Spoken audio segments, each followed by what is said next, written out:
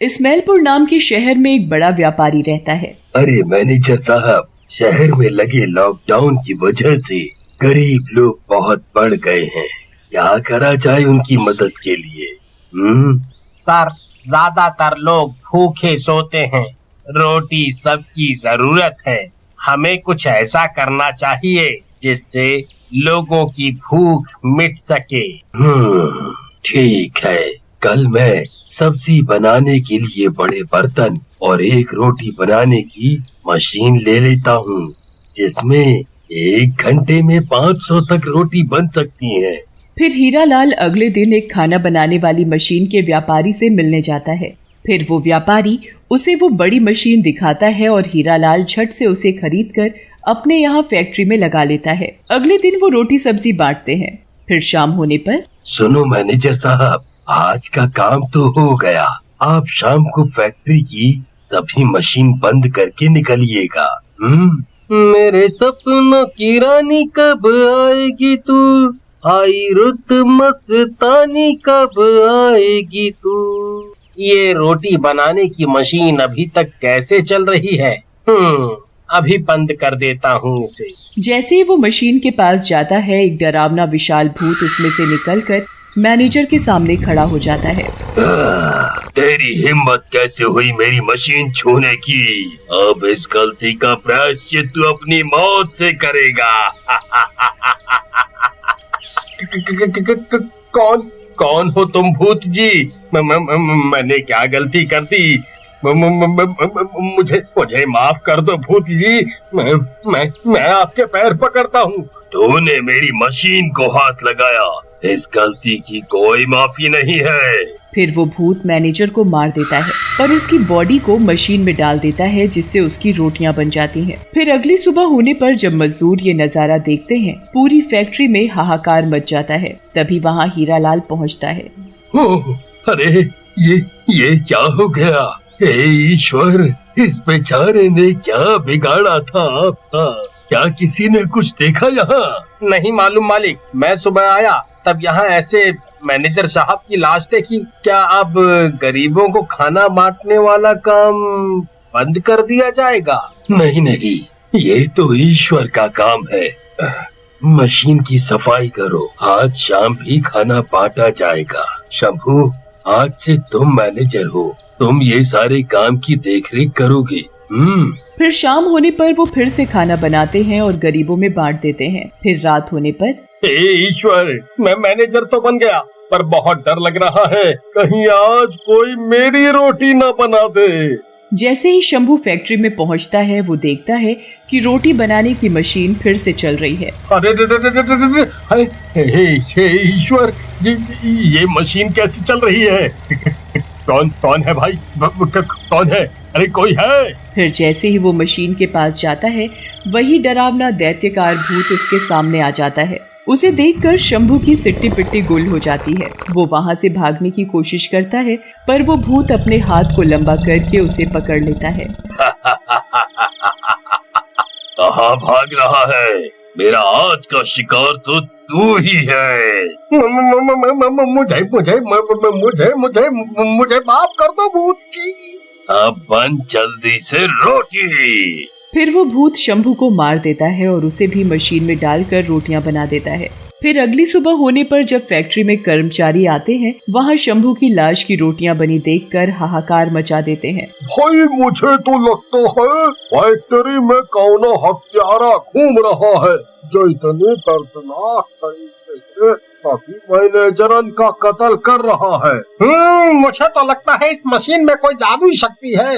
जब से ये मशीन यहाँ आई है, तब से ही हत्याएं यहाँ हो रही हैं। हाँ। तभी वहाँ मालिक हीरालाल आ जाता है। हे ईश्वर, ये क्या हो गया?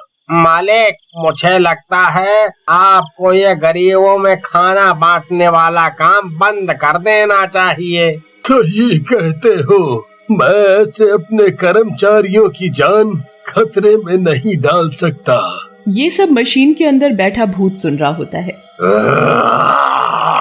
कोई नहीं बचेगा, मैं सबकी रोटी बना दूंगा।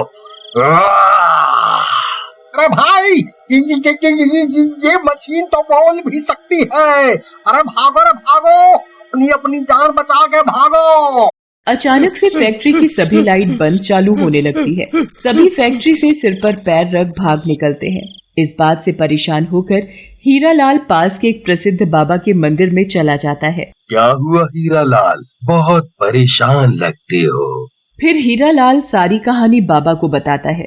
बाबा कुछ देर आंख बंद करके ध्यान लगाते हैं। सुनो भाई हीरा, तुमने शहर की जिस मशीन व्यापारी से ये मशीन ली है, तुम उसी के पास जाओ, तुम्हें वही उत्तर दे सकता है। फिर हीरा जल्दी से अपनी गाड़ी में बैठकर उसी मशीन व्यापारी के पास पहुंच जाता है। अरे भाई, तुमने क्या रोटी बनाने की मशीन दी है मुझे? जब से यहाँ से गई है, मेरे 2 कारीगरों की जान ले चुकी है। ऐसे हीरा भाई, मैं तो कभी कोई मशीन गलत नहीं बेचता। हाँ, आप तो कब से मेरे साथ व्यापार कर रहे हैं। फिर मशीन व्यापारी थोड़ी देर कुछ सोचता है और कहता है, हीरा भाई, मुझे याद आया, ये मशीन मुझे आस के शहर के एक होटल मालिक ने बेची थी। वो बहुत खड़ूस था, पर उस दिन उसने मुझे मशीन बहुत सस्ते में दे दी थी। मुझे लगता है तुम्हें वहीं जाना चाहिए। मैं तुम्हें अभी उसका पता देता हूँ।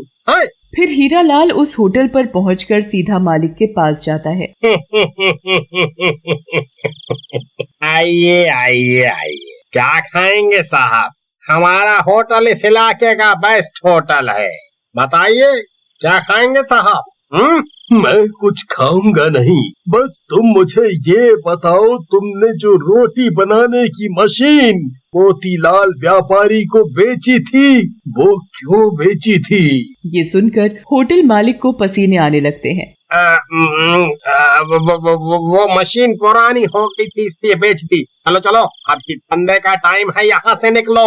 होटल मालिक का ये व्यवहार देखकर हीरालाल समझ जाता है कि दाल में जरूर कुछ काला है। मुझे पता लगाना ही होगा कि बात क्या है, नहीं तो ये भूतिया मशीन ना जाने और कितने लोगों की जान ले लेगी। फिर हीरालाल वहाँ से जाने लगता है, तभी पीछे से उसे कोई आवाज देता है, सुनिए सुनिए। जैसे ही हीरालाल पीछे मुड़ता है, वो देखता है कि वो उस होटल पे काम करने वाला एक वेटर होता है। बोलो भाई। साहब, मैं आपको बताता हूँ कि माजरा क्या है, पर आप मेरा नाम मत लीजिएगा, नहीं तो ये खड़ूस सेठ मेरी भी जान ले लेगा। मेरी भी? क्या मतलब है तुम्हारा? तुम्हारी भी जान ले लेगा? फिर वो बताता है, एक दिन रात के समय एक पतला दुबला गरीब लड़का आया था। उसके पास खाने के लिए पैसे नहीं थे। उसकी माँ 2 दिन से भूखी थी। सेठ जी, कुछ खाने को दे दीजिए, चाहे सूखी 4 रोटी दे दीजिए। मेरी माँ 2 दिन से भूखी है, मेरे पास अभी पैसे नहीं है, पर जैसे ही मेरे पास आ जाएंगे तो मैं आपको पक्का पैसे दे दूंगा। मेरी मदद करो सेठ, मेरी मदद करो। यहाँ क्या मैंने अनाथ आश्रम खोल रखा है जो तुझे रोटी दे दूं? चल भाग यहाँ से भिखारी, हट। वो लड़का वहाँ से नहीं जाता और मिन्नतें करने लगता है। तब इस सेठ ने गुस्से में उसे रसोई के अंदर रखी रोटी बनाने की मशीन में घुसा दिया और वो जल के मर गया। तभी से उसकी आत्मा उस मशीन में समा गई और उसने इस होटल के भी 3 कारीगरों की जान ले ली है। फिर हीरालाल उस लड़के की बूढ़ी माँ के पास जाता है और उसे सब बताता है।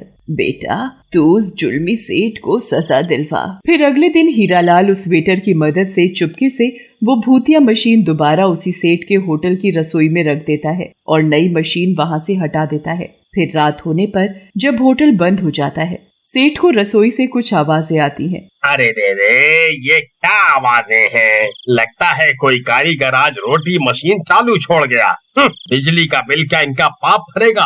कल सबकी पगार से 100 रुपए काट लूंगा, तब अकल आएगी इन मूर्खों को। फिर जैसे ही सेठ मशीन बंद करने उसके पास जाता है, वो भूत वापस से उसके सामने आ जाता है। तेरी तो मुझे कब से तलाश थी। मुझे माफ कर दो, मैं आज से गरीबों की मदद करना चालू कर दूंगा। तो जैसे लालचियों की जगह यहाँ नहीं नर्क में है। और मैं तुझे वहीं पहुंचा दूंगा। फिर वो भूत उस सेठ को हवा में उड़ाकर चलती मशीन में डाल देता है और उसकी भी रोटियां बन जाती है। वो भूत आसमान में विलुप्त हो जाता है।